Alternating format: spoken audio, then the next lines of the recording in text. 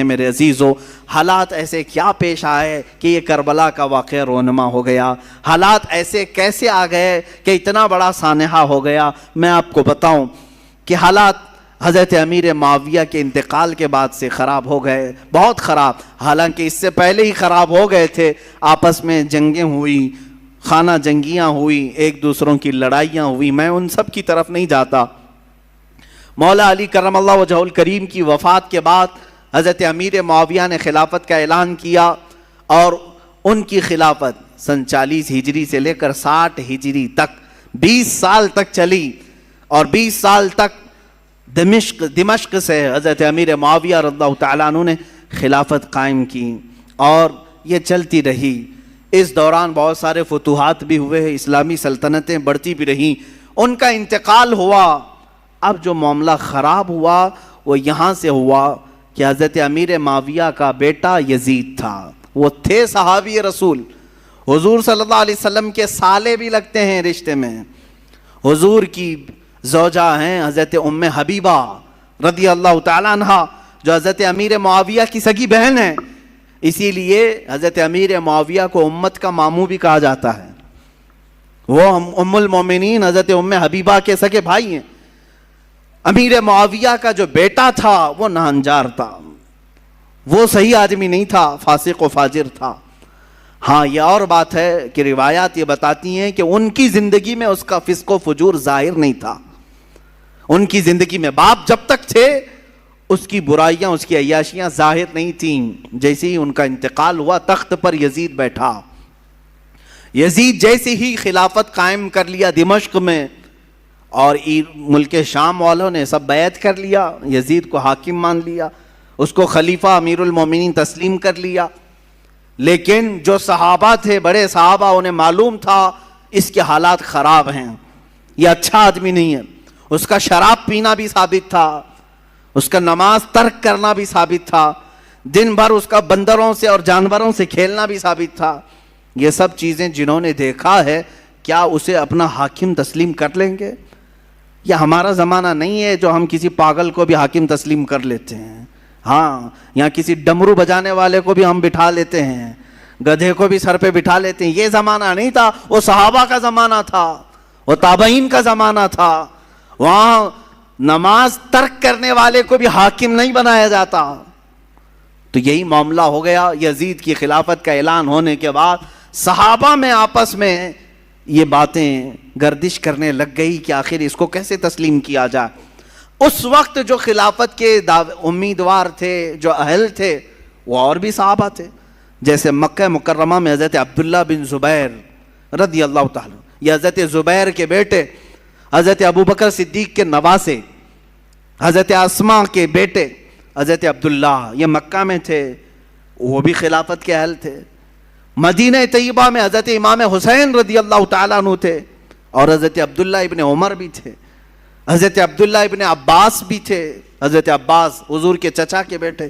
یہ بڑے صحابہ موجود تھے اس وقت۔ لیکن یزید نہ صحابی ہے، نہ حضور کی زندگی میں کبھی رہا ہے۔ حضور کی وفات کے 15 سال بعد تقریباً وہ پیدا ہوا ہے، 25 ہجری میں۔ اس کو جب خلیفہ بنایا گیا تو ظاہر سی بات ہے معاملات خراب ہو گئے۔ اب یزید نے طاقت کے بل بوتے، اپنے سورس کے بل بوتے اپنی خلافت کو قائم کرنا شروع کیا۔ اب اسے خطرہ جو تھا وہی مکہ سے تھا، مدینے سے تھا، اور کوفہ سے تھا۔ کوفہ میں حضرت علی کے چاہنے والے بہت لوگ تھے۔ کوفہ حضرت علی کے محبین کا ایک مرکز تھا پہلے سے، اگرچہ ان لوگوں نے پہلے بھی دھوکہ دیا ہے۔ حضرت علی کا انتقال بھی کوفہ میں ہوا، حضرت امام حسن کا بھی زہر دیا گیا کوفہ میں، یہ سب حالات ہوئے۔ لیکن وہاں چاہنے والوں کی کثرت بھی بہت تھی، اور اکثر ایسا ہوتا ہے کہ آج بھی چاہنے والے بہت ہوتے ہیں لیکن کچھ غداری کرنے والے ہوتے ہیں، تو ان کو آج بھی کوفہ سے جوڑا جاتا ہے کہ کوفی تو نہیں ہے، یہ مسل مشہور ہو گئی ہے۔ تو امام حسین مدینہ میں تھے، عبداللہ بن زبیر مکہ میں تھے۔ یہ ان جگہوں پر سے خطرہ لاحق تھا کس کو؟ یزید کو، کہ اگر یہ لوگ بغاوت کر گئے، یہ لوگ اگر میری خلافت کو تسلیم نہیں کیے، تو ایک بہت بڑا طبقہ مسلمانوں کا ان کی طرف چلا جائے گا، اور پھر میری خلافت کو قائم کرنا بہت مشکل ہو جائے گا. اور اس کے جتنے مشیر تھے وہ سب کے سب عیاش قسم کے تھے. ایک بات یاد رکھیں, کبھی حاکم ڈینجر بنتا ہے تو اس کے مشیروں کی وجہ سے. مشورے دینے والے اگر بہت خطرناک ہوں تو حاکم بھی بہت خطرناک بن جاتا ہے. ایسے اکثر ہوا ہے. تو یزید کے جو مشیر تھے وہ سب ظالم تھے, مشورے بہت بھیانک قسم کے دیتے تھے. ان کے مشوروں کی وجہ سے ہی تو کربلا ہو گیا. یزید فوج کی فوج بھیجتا رہا. حسین اعظم اس وقت تک مدینہ طیبہ میں تھے. سیدنا امام علی مقام مدینہ طیبہ میں تھے, ان کا گھر مدینہ میں تھا, اہل بیت خاندان سب مدینہ میں رہ رہے تھے. اب یزید نے اپنا گورنر وہاں پر مدینہ طیبہ میں مقرر کیا اور سب سے پہلے بیعت لینے کے لیے مدینہ بھیجا. اور وہاں کے گورنر سے کہا حسین کو بلاؤ, عبداللہ بن عمر کو بلاؤ, اور جو مدینہ میں بڑے صحابہ ہیں ان کو بلاؤ اور ان سے میری بیعت لے لو اور کہو کہ یزید امیر المومنین ہے, خلیفۃ المسلمین ہے. گورنر کو جیسے ہی آرڈر آیا ان تینوں کو بلایا اس نے, اس میں امام حسین بھی تھے. گورنر نے کہا خلافت قائم ہو چکی ہے دمشق میں, آپ حضرات تسلیم کر لیں, آپ یزید کو خلیفہ مان لیں. حضرت امام حسین فوراً کھڑے ہو گئے. کیا تم مجھ سے ایسے کو خلیفہ ماننے کو کہتے ہو جس کی نمازوں کا کوئی ٹھکانہ نہیں, جو عیاش ہے, فسق و فجور میں مبتلا ہے, جو عورتوں کا دل دادا ہے؟ میں ہرگز تسلیم نہیں کرتا. آپ اٹھ کر کے چلے گئے. اس کے بعد جب یہ بات یزید کو پتہ چلی تو گورنر کو سخت آرڈر آیا کہ یا تو ان کی بیعت لے لو یا تو پھر ان کو قتل کر ڈالو. اتنا سخت حکم آیا تو جو گورنر تھا مدینے کا اس نے امام حسین کو بلایا اور کہا میں نہیں چاہتا کہ رسول اللہ کے گھر والوں کے ساتھ میں سختی کروں, اور مجھے میری نوکری کی بھی فکر ہے. میں اگر آپ کے ساتھ سختی کے ساتھ معاملہ نہ کروں تو یزید مجھے مار ڈالے گا, بیچ کا کوئی راستہ نکالیں. تو امام حسین نے کہا ٹھیک ہے, میں بیچ کا راستہ یہ نکالتا ہوں کہ میں مدینے سے نکل جاتا ہوں, میں مدینہ طیبہ سے ہی نکل جاتا ہوں تاکہ تجھے کوئی سختی وہ نہ کر سکے. اس نے گورنر نے کہا ٹھیک ہے آپ یہ کام کر سکتے ہیں. سیدنا امام حسین رات کے وقت اپنے گھر والوں کے پاس آتے ہیں. یہاں سے شروع ہوتی ہے داستان. اپنے گھر والوں سے کہتے ہیں آؤ اب ہمارے لیے مدینہ تنگ ہو گیا ہے, یزید کی سختیاں بڑھتی چلی جائیں گی, اس کے ظلم کی داستانیں اب رقم ہونا شروع ہو چکی ہیں. اپنے گھر والوں سے کہا ہم سب ہجرت کر رہے ہیں مدینہ طیبہ سے. سب نے پوچھا کہاں جا رہے ہیں؟ کہا مکہ مکرمہ جائیں گے, وہاں جا کر کے حرم کعبہ میں رہیں گے. حرم کعبہ میں کوئی جنگ و جدال نہیں کر سکتا, قتل و قتال نہیں کر سکتا, حرم کعبہ میں جا کر رہیں گے. آپ اندازہ کریں رسول پاک نے ہجرت کر کے مکہ کو چھوڑ کر مدینہ آباد کیا. ان کے نواسے کے ساتھ ایسا معاملہ پیش آ رہا ہے کہ انہیں مدینے سے ہجرت کر کے مکہ جانا پڑ رہا ہے. رات کے وقت اپنے گھر والوں کو اٹھایا اور جتنے لوگ تیار ہوئے ہیں اس میں اپنے عزیز خاندان کے لوگ تھے. مدینے سے پہلے کچھ ہی لوگ تیار ہوئے. آپ کی 2 بیویاں ساتھ میں تھیں, آپ کے شیر خوار بچے حضرت علی اصغر, آپ کے جوان بیٹے حضرت علی اکبر, آپ کے بھتیجے حضرت امام قاسم, اور آپ کی بھتیجی, اور آپ کی اپنی بڑی بیٹی حضرت سکینہ رضی اللہ تعالیٰ عنہا. یہ سب گھر والوں کا ایک قافلہ نکلا. پہلے تو یہ لوگ 12-15 کی تعداد میں تھے اور صبح کا وقت تھا جب مدینے سے یہ قافلہ نکلنے کو تیار ہوا. روضہ رسول پر میرے آقا کی بارگاہ میں امام حسین آئے. میرے عزیزو اب پھر یہاں سے حالات ہمارے بے قابو کر جاتے ہیں.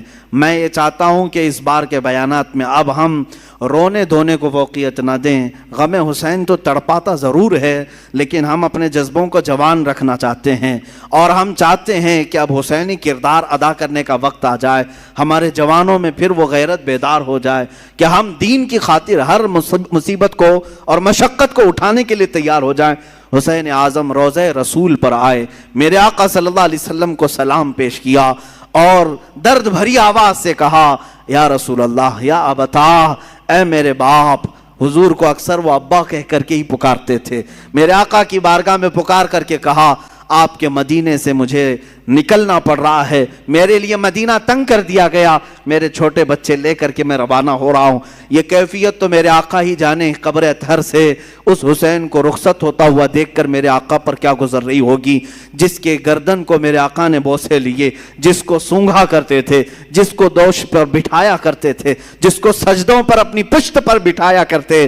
اس حسین کی رخصتی یقیناً غم کا ماحول تو تھا. میرے آقا صلی اللہ علیہ وسلم کے روضہ اطہر سے نکل کر سیدہ کائنات فاطمہ الزہرا رضی اللہ تعالیٰ عنہا جو جنت البقیع میں دفن تھیں, ان کے روضے پر آئے, اپنی ماں کی تربت پر آپ نے لپٹ کر کے رویا اور رخصتی کی اجازت مانگی اور کہا آپ کا حسین اگر مدینہ چھوڑ رہا ہے تو صرف اس لیے کہ رسول اللہ کا یہ مدینہ خون سے آلودہ نہ ہو, مسلمانوں کا خون نہ بہے.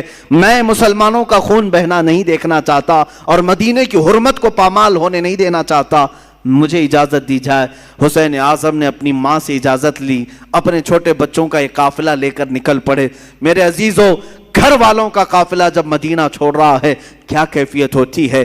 ہم جیسے نکمے, ہم جیسے گنہگار صرف 7 دن یا 8 دن کے لیے عمرے پر مدینے جاتے ہیں تو چھوڑنے کا دل نہیں چاہتا. مدینے سے رخصت ہوتے ہیں تو آنسوؤں کی قطاریں لگ جاتی ہیں. کبھی ہم روزے کو دیکھتے ہیں, کبھی ہم بس میں آگے کا سفر دیکھ رہے ہوتے ہیں. مدینے کی سرحدیں نکلنے تک دل بار بار ہچکولے کھاتا رہتا ہے کہ مدینہ چھوٹ رہا ہے, مدینہ چھوٹ رہا ہے. ہم تو تمنا یہ لے کر کے جاتے ہیں کہ کاش مدینے میں موت آ جائے, میرے آقا کے قدموں میں دفن ہونا نصیب ہو جائے. لیکن جب رخصتی کا وقت آتا ہے, پوچھو حاجیوں سے کیا کیفیت ہوتی ہے, عمرہ کرنے والوں سے پوچھو. مدینے سے جب رخصت ہو کر کے آتے ہیں, میں نے خود دیکھا ہے حاجی کبھی کھمبوں کو پکڑ رو رہے ہوتے ہیں, کبھی دروازوں کو پکڑ کر, کبھی چمٹ کر کے اور بوسے دے کر کے رخصتی لے رہے ہوتے ہیں. حسین اعظم کا کیا حال ہوگا جن کا بچپنا اس مدینے میں گزرا ہے, جنہوں نے رسول اللہ کو نمازیں پڑھاتے وہاں دیکھا ہے, میرے آقا کو اللہ کی قرآن کی آیتیں سناتا ہوا انہوں نے وہاں دیکھا ہے, حدیثیں میرے آقا کی انہوں نے سنی ہیں, جن کا کھیلنا کودنا اس مدینہ طیبہ میں گزرا ہے جہاں میرے آقا صلی اللہ علیہ وسلم ان کے گھر آیا کرتے, جبرائیل ان کے گھر اترا کرتے. یہ ساری یادیں چھوڑ کر کے حسین اعظم ہجرت کر رہے تھے. میرے عزیزو, ہجرت معمولی چیز نہیں ہے, یہ الفاظ میں بیان بھی نہیں ہو سکتی. آپ اپنے گھر بیٹھے ہیں, اللہ آپ کے گھروں کو سلامت رکھے. میں جانتا ہوں گھر کو چھوڑنے کی کیفیت کیا ہوتی ہے. ہم جب اپنے گھر چھوڑ کر دوسری جگہ خدمت اسلام کے لیے بھی جا رہے ہوتے ہیں, مجھے یاد ہے وہ بات جب پڑھنے کے لیے ہم بچپن میں مدرسے جا رہے ہوتے تو پورا سفر ٹرین میں روتے ہوئے جاتے تھے. کبھی ماں کی شکل سامنے آتی, کبھی باپ کی شکل, کبھی دوست یاد آتے, کبھی بھائی یاد آتے. ہم جانے کے 1 مہینے تک وہاں روتے رہتے تھے. ہمیں معلوم ہے گھر کو چھوڑنے کی کیفیت کیا ہوتی ہے. اور وہ حسین اعظم اپنے اس مدینہ رسول کو چھوڑ کر جا رہے تھے جہاں ان کی ہزاروں یادیں تھیں, جہاں ان کی ہزاروں یادیں میرے آقا سے وابستہ تھیں. حسین اعظم کی ہجرت پر لاکھوں سلام. انہوں نے اگر ہجرت کیا بھی ہے تو دین مصطفیٰ کے لیے کیا ہے. اے جوانوں, تم سب اس بات کو یاد رکھ لینا, اگر مصطفیٰ کے دین پر کبھی آنچ آئے, اگر وطن چھوڑنا پڑے, ہجرت کرنا پڑے, تو ہجرت کو بھی ہم برداشت کر سکیں. اس لیے کہ صرف اور صرف دین کے لیے جس نے ہجرت کیا, وَمَنْ يُهَاجِرْ فِي سَبِيلِ اللَّهِ, اللہ قرآن میں فرماتا ہے جو اللہ کی راہ میں ہجرت کیا, اگر بیچ راستے بھی اس کی موت آ جائے, اللہ اس کا اجر تیار کر رکھا ہے. ہجرت کا بڑا اجر و ثواب بھی ہے. میرے عزیزو, دین مصطفیٰ کے لیے یہ اٹھایا حسین اعظم نے سارا کشٹ, ساری مصیبتیں, ساری مشقتیں. یہاں سے نکل کر کے مکہ مکرمہ کا سفر کیا. مکہ مکرمہ جب پہنچے, امام عالی مقام, یہ شعبان کا مہینہ تھا اور شعبان کے بعد ٹھیک رمضان آنے والا تھا. مکہ والوں نے استقبال کیا اور اچھے سے سارے لوگ ملنے جلنے لگے اور کہا اچھا کیا آپ نے یہاں تشریف لائے, امن و امان کے ساتھ رہیں. یہاں تک تو معاملہ سب ٹھیک ہی تھا. امام حسین اگر مکہ ہی میں رہ جاتے, وہیں پر طواف کعبہ, حرم کعبہ میں مقیم رہتے تو کچھ ہونا نہ تھا. لیکن کیا کریں, قدرت کا لکھا ہوا وہ غالب آ کر رہے گا. ان کی شہادت اچانک نہیں ہوئی ہے میرے عزیزو. حسین اعظم کی شہادت ان کے بچپن میں ہی مشہور ہو گئی تھی. حضور اکرم صلی اللہ علیہ وسلم حضرت ام سلمہ اپنی زوجہ کے پاس ایک شیشی میں تھوڑی سی مٹی لا کر کے دیتے ہیں اور کہتے ہیں اے ام سلمہ جبرائیل میرے پاس آئے تھے اور انہوں نے کہا یا رسول اللہ آپ کی امت آپ کے اس نواسے کو ایک جگہ پر قتل کر دے گی اور خون بہا دے گی۔ میں رونے لگا تو جبرائیل اس جگہ کی مٹی بھی لا کر مجھے دے گئے۔ سلمہ کہتی ہیں میرے آقا نے وہ مٹی مجھے دی اور کہا جس دن یہ مٹی سرخ ہو جائے سمجھ لینا اے سلمہ میرا بیٹا شہید ہو گیا، میرا نواسہ شہید ہو گیا۔ یہ کب میرے آقا نے بشارت دی تھی؟ جب حسین اعظم کی عمر ابھی 5 سال کی تھی۔ 5 سال کی عمر میں ہی ان کی شہادت کی خبر مشہور ہو چکی تھی۔ پھر بھی لوگ کہتے ہیں حضور کو پیٹھ پیچھے کا علم نہیں تھا، جو اپنے نواسے کی 50 سال بعد ہونے والی شہادت کی خبر دے رہے ہوں۔ میرے آقا صلی اللہ علیہ وسلم غیب دان نبی ہیں۔ آقا کونین صلی اللہ علیہ وسلم نے فرمایا تھا اور قدرت کا لکھا غالبانہ تھا، رمضان کا مہینہ چل رہا تھا، بیچ رمضان میں کوفہ والوں نے خط لکھنا شروع کیا۔ یہ کوفہ شہر ہے کیا؟ یہ سارا ماجرا یہ کوفہ میں آ کر کے اٹکتا ہے۔ کوفہ والے ایک ایسا شہر ہے جس کو تقریباً 14 یا 16 ہجری میں بسایا گیا تھا، اور ان لوگوں کی فطرت میں اس طرح عیب نکالنا یا فوراً کسی کا ساتھ چھوڑ دینا یہ دغا بازی پہلے سے رہی اور شاید آج تک بھی ہوگی، آج تک بھی رہی ہو۔ کوفی لوگ اس طرح کی دغا بازیاں کرتے رہے، لیکن وہ شیعان علی میں سے تھے، حضرت علی کی محبت کا دعویٰ کرتے تھے۔ تو حضرت امام حسین کا مدینے سے ہجرت کر کے مکہ آنا جیسے ان کو پتہ چل گیا کہ امام حسین نے یزید کی بیعت نہیں مانی، تو کوفہ والے بھی یزید کو نہیں مانتے تھے۔ انہوں نے کہا کہ اچھا ہو گیا ہمارے اوپر کوئی امام نہیں ہے، ہم خط لکھ کر کے حسین اعظم کو یہاں بلاتے ہیں، کوفہ میں ان کے ہاتھ پر بیعت کر کے ان کی خلافت کا اعلان کر دیں گے، اور پھر دھیرے دھیرے یزید کو بھی ختم کر دیں گے، اور ساری جگہوں پر ایک ہی خلافت قائم ہوگی، اور وہ ہوگی حسین اعظم کی خلافت۔ کوفہ والوں نے یہ سوچ کر کے خط لکھنا شروع کیا اور حضرت امام حسین کو کہا ہم آپ کے باپ کے وفادار ہیں، آپ کے بڑے بھائی کے وفادار ہیں، آپ تشریف لے آئیں۔ خط پہلے 5-6 خط آئے، آپ نے دیکھا اور رکھا، صحابہ سے مشورہ کیا، سارے صحابہ نے انکار کیا، آپ کوفہ نہ جائیں۔ آپ کے والد گرامی وہیں انتقال کیے، وہیں مارا گیا آپ کے والد حضرت علی کو، اور امام حسن کو زہر دینے والوں میں بھی وہی لوگ تھے، اب آپ نہ جائیں۔ تو مشورہ ایسے ہی ہوتا رہا، ٹلتا رہا، خط پہ خط آتے رہے۔ ایک وقت ایسا آیا کہ 56 خط ایک ساتھ آئے، بعض روایات میں کئی 100 خط آئے جس میں سب مہریں تھیں، سائن تھی، دستخط تھے، اور اس میں اخیر میں یہ خط آ گیا اے حسین اعظم اگر آپ نہیں آتے اور قیامت کے دن ہم سے سوال ہو گیا کہ تم نے یزید جیسے فاسق و فاجر کی بیعت کیوں کی، تو ہم کوفہ والے کہیں گے اے اللہ ہم نے رسول اللہ کے نواسے کو بلایا تھا، وہ نہیں آئے، اس لیے ہم نے یزید کی بیعت مان لی۔ حسین اعظم کو یہ بات بہت لگ گئی، کہا ان لوگوں نے تو ایسی بات رکھ دی ہے، قیامت کے دن اگر مولا مجھ سے سوال کر لے کہ حسین تم اہل تھے خلافت کے اور لوگ بلا بھی رہے تھے، تم نے ان کو یزید جیسے فاسق و فاجر کے حوالے چھوڑ کر مکہ میں امن و امان کیوں لے لیا؟ تمہیں جانا چاہیے تھا، میں کیا جواب دوں گا اللہ کی بارگاہ میں؟ تو حضرت حسین سارے لوگوں کے مشوروں کو رکھتے ہوئے خود اٹھ جاتے ہیں۔ یہ رمضان بھی ختم ہوا، حج کا موسم قریب آ چکا تھا، امام حسین رضی اللہ تعالیٰ عنہ نے کہا نہیں اب میں کوفہ جاتا ہوں۔ پھر بعد میں اصرار ہوا، منع ہوتا رہا، پھر صحابہ کی ایک رائے بیچ میں نکل آئی، حضرت عبداللہ ابن عمر، حضرت عبداللہ ابن زبیر رضی اللہ تعالیٰ عنہما نے کہا ایسا کریں آپ کے جو معتمد ہیں جو بہت خاص ہیں ان کو آپ بھیجیں، اور اگر وہ آپ کو کہہ دیں کہ یہاں حالات ٹھیک ہے تو آپ چلے جائیں۔ تو امام حسین نے اپنے بھائی حضرت امام مسلم بن عقیل رضی اللہ تعالیٰ جو آپ کے چچیرے بھائی تھے، حضرت امام حسین کے چچیرے بھائی تھے، بڑے معتمد تھے، سفر میں ہمیشہ ساتھ رہتے۔ اچھا یہ بھی میں بتاؤں، امام حسین جب مکہ آئے تو الگ الگ علاقوں سے سب ہجرت کر کے اس قافلے میں شامل ہو گئے تھے، تب جا کر کے یہ قافلہ 82 لوگوں کا ہو گیا تھا۔ جو 82 کی تعداد آپ سنتے ہیں یہ دھیرے دھیرے بیچ بیچ میں ملتے آئے۔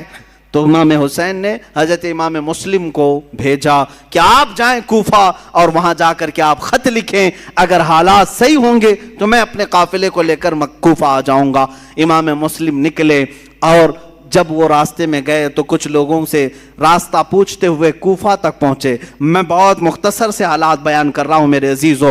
امام مسلم جب کوفہ آئے تو کوفہ والوں نے بہت شاندار استقبال کیا، بڑا شاندار استقبال کیا، اور اس کے بعد آپ کو گورنر ہاؤس میں لے گئے۔ وہاں جانے کے بعد نعمان بن بشیر نام سے جو وہاں گورنر تھے ان کو ہٹایا گیا۔ امام مسلم بن عقیل کے ہاتھ میں 12,000 کوفیوں نے بیعت کیا۔ روز صبح شام آپ کے ارد گرد بھیڑ لگی رہتی تھی، لوگ چاہنے والوں کی کثرت تھی۔ امام مسلم نے دیکھا کوفہ والے سچے عقیدت مند ہیں، سچی محبت والے ہیں، تو امام حسین کو انہوں نے خط لکھ دیا، حالات سب اچھے ہیں، آپ تشریف لے آئیں۔ امام مسلم بن عقیل نے جب یہ حالات دیکھ کر خط لکھا، اچانک معاملہ پلٹ گیا۔ کیسے؟ یزید کو خبر دی گئی کہ امام مسلم وہاں کوفہ پہنچے ہیں حسین کی طرف سے وکیل بن کر اور بیعت لے رہے ہیں تمہارے خلاف وہ خلافت کا اعلان کرنے والے ہیں۔ یزید نے پوچھا کیا کیا جائے؟ کہا گیا، اس سے مشورہ دینے والوں نے کہا نعمان بن بشیر جو وہاں کے گورنر ہیں وہ نرم دل ہیں، یا تو پھر وہ خود ہی یہ کام کرا رہے ہوں گے، ان کو ہٹاؤ، ایک سخت قسم کے آدمی کو وہاں بھیجو۔ پوچھا گیا کون ہو سکتا ہے ایسا سخت آدمی؟ تو سارے لوگوں نے عبید اللہ ابن زیاد کا نام لیا، جو ایک زانیہ کا بیٹا تھا اور بڑا ہی سخت قسم کا آدمی تھا، رحم نام کی کوئی چیز ہی نہیں تھی۔ ابن زیاد یہ بصرہ میں رہتا تھا، یزید نے اس کو گورنر بنا کر کوفہ بھیجا۔ وہ چوری سے کوفہ میں آیا، گورنر ہاؤس میں داخل ہو گیا، رات کے وقت آیا، کوفہ والوں کو معلوم نہیں ہوا۔ اچانک آتے ہی اس نے گورنر ہاؤس پر کھڑے ہو کر اعلان کیا، میں خلیفۃ المسلمین یزید کی طرف سے گورنر بن کر کے آیا ہوں، نعمان بن بشیر بھی نہیں، مسلم بن عقیل بھی نہیں، اب تم سب کے سب یزید کی بیعت کرو۔ سب لوگ بھڑک گئے، بپھر گئے، سب گورنر ہاؤس کا احاطہ کیے، لیکن یہ چالاک عیار آدمی نے کوفہ کے معزز خاندانوں میں سے کچھ لوگوں کو گرفتار کر کے اپنے گورنر ہاؤس میں بند کیا تھا، اور 10-12 لوگ ایسے تھے جن کو قید کر کے رکھا تھا۔ امام مسلم کے ساتھ 10,000 لوگ آئے، گورنر ہاؤس کے اطراف گھیرا کیا۔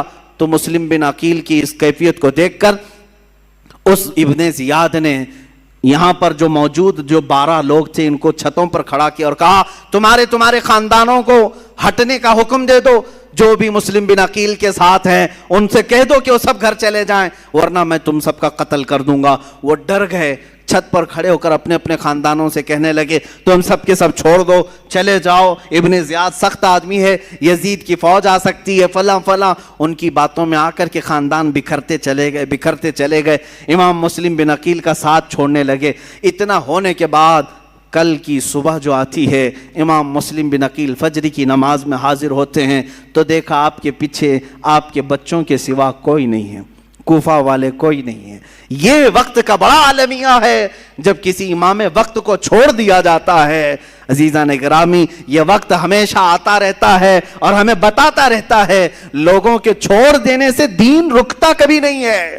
اگر کوفہ والے دھوکہ کیے تھے امام مسلم کے ساتھ تو دین ختم کبھی نہیں ہوا، دھوکہ کیا اور لعنت قیامت تک اپنے سروں پر لے لیا، لیکن دین تو پھلتا پھولتا ہی رہا۔ آج بھی میں کہتا ہوں دین کا کام اگر تم کرنے کے لیے کھڑے ہو گئے، اگر کسی نے تمہارا ساتھ چھوڑ دیا تو وہ لعنت کا شکار ہوگا، دین تو کبھی نہیں رکے گا، تمہارے ساتھ دین کا نام قیامت تک رہے گا۔ امام مسلم بن عقیل رضی اللہ تعالیٰ عنہ کو تنہا پا کر کے ایک ہانی بن عروہ نام سے شخص تھے، وہ بڑے معزز تھے، انہوں نے پناہ دیا اپنے گھر میں۔ ابن زیاد کو خبر لگی تو ہانی بن عروہ 80 سال کے تھے، ان کو بلایا اور گورنر ہاؤس میں اوپر سے انہیں ڈھکیل کر کے قتل کر دیا۔ جنہوں نے امام مسلم بن عقیل کو پناہ دیا تھا ان کا قتل کر دیا۔ پورے کوفہ میں بڑے بڑے لوگوں کا قتل کر کے لاشوں کو لٹکایا۔ یہی تو موب لنچنگ کی ویڈیو جو کی جاتی ہیں آج، ڈرانے کے لیے، بھائے دکھانے کے لیے، کہ مسلم بن عقیل کے ساتھ یہی کیا گیا تھا، بڑے بڑے سرداروں کا قتل کر کے ان کی لاشوں کو لٹکا کر کے لوگوں کو ڈرایا جاتا تھا، دیکھو اگر تم بھی باز نہیں آئے یہی حال تمہارے ساتھ بھی ہوگا، ایسی لٹکائی جائے گی لاشیں۔ عزیزان گرامی، جو حسینی ہوتے ہیں وہ اس طرح کی موب لنچنگ سے کبھی ڈرتے نہیں ہیں، خوف نہیں کھاتے ہیں۔ آج بھی یہی کیا جا رہا ہے، جگہ جگہ پر مسلمانوں کو مار کر کے ان کی ویڈیو وائرل کی جاتی ہے۔ خوف نہ کھانا ہے مسلمانوں، جو مارے جائیں گے وہ شہادت کا مقام پائیں گے انشاءاللہ، اور جو ظلماً قتل کیے جائیں گے وہ جامع شہادت نوش کریں گے، اور باقی رہنے والے خوف اپنے دل سے نکالیں۔ اگر ہمارے 1000 ٹکڑے بھی ہو جائیں تو اسلام کے درخت کو کوئی آنچ نہیں آ سکتی، اس کی حفاظت تو اللہ نے اپنے ذمہ کرم پر لیا۔ وہ وقت بھی آیا جب امام مسلم بن عقیل کو گرفتار کر کے ابن زیاد نے گورنر ہاؤس میں قتل کر دیا۔ انا للہ و انا الیہ راجعون۔ میں واقعے کو بہت مختصر سے عرض کر رہا ہوں۔ دوسرے دن آپ کی شہادت کے بعد جو کوفہ کے حالات ہوئے وہ بہت خطرناک حالات، سب ابن زیاد کے ہو گئے، سب یزید کے ہو گئے۔ پھر امام حسین کو خبر دینے والا کوئی نہیں تھا، وہ مظلوم امام، وہ میرے آقا کا سبط، وہ رسول اللہ کے نواسے، ان کو پتہ نہیں چلا، لیکن آپ سفر کے لیے نکل پڑے۔ پہلا خط پا کر کے ہی وہ کوفہ کے لیے نکل پڑے تھے، اور بیچ راستے میں ہی وہ کربلا کا میدان آتا ہے۔ کربلا کے واقعات سنانے کا مطلب صرف یہ نہیں ہوتا کہ رو دھو کر کے لوگ غم ہلکا کر لیں، بلکہ کربلا کا ایک عظیم میسج یہ ہوتا ہے کہ ہم ہر سال تجدید ایمان کرتے ہیں، ایمان کو پھر سے جلا بخشنے کے لیے بیانات سنتے ہیں تاکہ ہمارے جذبے پھر سے جوان ہو جائیں۔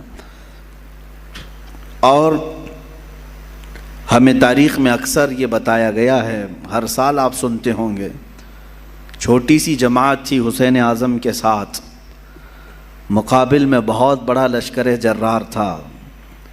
اگرچہ بظاہر امام حسین اور رضی اللہ تعالیٰ عنہ اور ان کے رفقا کو مصائب اور مشقتوں کا سامنا اٹھانا پڑا اور بہت ساری تکلیفیں جھیلنی پڑیں، لیکن زمانہ گزرتے گزرتے یہ میسج سب کو عام ہو گیا کہ حقیقت میں جیت حسین کی ہی تھی۔ کسی کا میدان میں قتل ہو جانا یہ ہار اور شکست کی علامت نہیں ہے۔ ایسا ضروری نہیں ہے کہ قتل ہو جانے والا، کٹ جانے والا ہار جاتا ہے، شکست کھا جاتا ہے، ایسا نہیں۔ اکثر ایسا بھی ہوا ہے کہ اپنے جسم کے ٹکڑے کر جانے والا بعد میں پھر اپنی ہمیشہ کی ایک سلطنت قائم کر جاتا ہے، حکومتیں قائم کر جاتا ہے۔ اکثر ہم نے دیکھا ہے کہ جنہوں نے قربانیاں دی ہیں، قربانیوں کے بعد پھر ایک نیا دور آیا ہے اور لوگوں کو آزادی کی سانس ملی ہے۔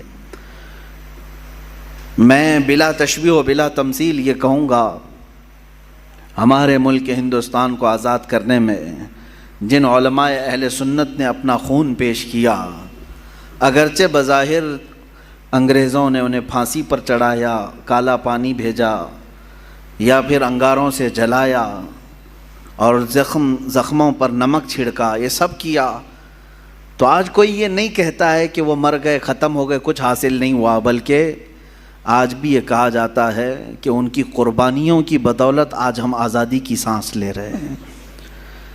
کسی کی قربانیاں رنگ لاتی ہیں، اسی لیے شاعر نے کہا تھا قتل حسین اصل میں مرگ یزید ہے، یعنی اصل میں یہ موت یزید کی ہے۔ اسلام زندہ ہوتا ہے ہر کربلا کے بعد۔ عزیزان گرامی وقار، رسول پاک صلی اللہ تعالیٰ علیہ وسلم کے اہل بیت اطہار کے بیان سے میں آگے شروع کرتا ہوں۔ کربلا کے مختصر واقعات آپ کے سامنے عرض کروں، تفصیلاً آپ سنتے آئے ہیں، مگر اب میں اپنا مزاج یہ بدلنا چاہتا ہوں کہ ہم اب تک ان واقعات کو سن کر بہت روئے ہیں، اب رلانے کا وقت بھی آنا چاہیے۔ روئے بہت ہیں، ظالموں کی ظلم کو سنتے رہے اور مظلوموں کی آہ و بکا کو دیکھتے ہوئے ہم رو تو لیے، لیکن اب جذبہ ایسا جوان ہونا چاہیے کہ ظالموں کو رونے پر ہم بھی تو مجبور کریں کہ اب تمہارے بھی رونے کا وقت آ جائے۔ یہ اہل بیت اطہار حضور اکرم صلی اللہ تعالیٰ علیہ وسلم کے اس عظیم گھرانے کو کہتے ہیں جن کی پاکی اور صفائی قرآن نے خود بیان کی۔ قرآن خود کہتا ہے انما یرید اللہ لیذھب عنکم الرجس اہل البیت ویطہرکم تطہیرا۔ اللہ تعالیٰ تمہارے گھر سے ہر طرح کی ناپاکی کو دور کرنا چاہتا ہے۔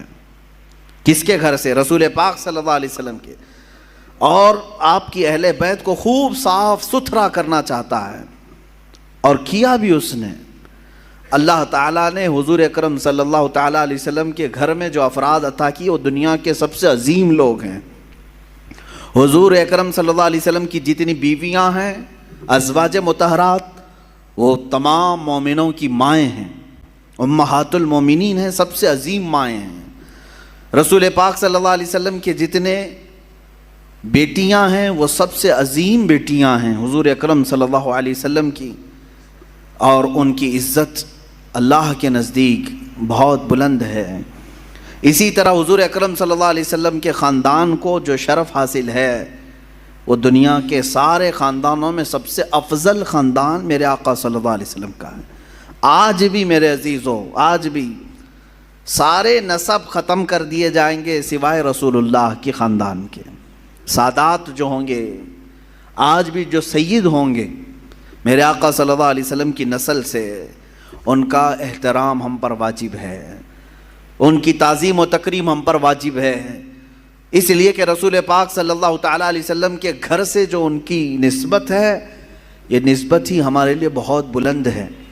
قرآن پاک کی آیت ہے قُلْ لَا أَسْأَلُكُمْ عَلَيْهِ أَجْرًا إِلَّا الْمَوَدَّةَ فِي الْقُرْبَى، اے محبوب آپ فرما دیں اپنے غلاموں سے کہ میں تم سے کوئی اجرت نہیں مانگتا۔ رسول پاک صلی اللہ علیہ وسلم نے ہم سے کوئی معاوضہ مانگا ہے؟ حضور اکرم صلی اللہ علیہ وسلم کی بدولت ہمیں ساری نعمتیں ملی ہیں، ان کے صدقے میں سب کچھ ملا ہے، بدلے میں حضور نے کچھ مانگا ہم سے؟ قرآن خود یہ کہہ رہا ہے کہ اے رسول آپ فرما دیں کہ میں تم سے کوئی چیز نہیں مانگتا، بدلے میں کوئی چیز نہیں طلب کرتا، مگر اتنا کہ تم میرے اہل بیت سے محبت کرو۔ الا المودۃ فی القربى، رشتہ داروں سے، حضور اکرم صلی اللہ علیہ وسلم کے گھر والوں سے محبت کرنا، اس کو تو رسول کریم صلی اللہ تعالیٰ علیہ وسلم نے بھی اظہار فرمایا۔ ایک حدیث ملتی ہے من مات علی حب آل محمد مات شہیدا، جو حضور کی آل کی محبت میں، حضور کے گھر والوں کی محبت میں انتقال کر گیا دنیا میں، اسے شہادت کا مقام عطا کیا جاتا ہے۔ اہل بیت کی محبت شہادت کے مقام کو پہنچاتی ہے۔ عزیزان گرامی، رسول پاک صلی اللہ علیہ وسلم کی اہل بیت میں کون ہیں؟ مفسرین نے الگ الگ رائے اگرچہ رکھی ہیں، لیکن زیادہ طور پر مشہور حضور اکرم صلی اللہ تعالیٰ علیہ وسلم کے اہل بیت میں آپ کی بیٹیاں، آپ کی ازواج مطہرات، یہ سب اہل بیت میں ہیں۔ ان میں سے بھی اخص جو خاص اہل بیت ہیں وہ سیدہ کائنات فاطمۃ الزہرا رضی اللہ تعالیٰ عنہا، مولا علی کرم اللہ وجہہ الکریم، اور آپ کی اولاد حسنین کریمین رضوان اللہ تعالیٰ علیہم اجمعین، یہ سب اہل بیت میں سے ہیں۔ بلکہ ان کی اولاد جو بھی قیامت تک ہوگی وہ رسول پاک صلی اللہ علیہ وسلم کی اہل بیت میں سے ہوں گے۔ نبی کونین صلی اللہ تعالیٰ علیہ وسلم کی اہل بیت، ان کی عزت، ان کا احترام ہمارے لیے ضروری قرار دیا گیا، اور جو حضور کی آل سے بغض رکھتا ہے، ہلکی عداوت بھی رکھتا ہے، دشمنی رکھتا ہے، اس کا خاتمہ برا ہوگا۔ الا ان مثل اہل بیتی کمثل سفینۃ نوح من رکبها نجا ومن تخلف عنها ہلک۔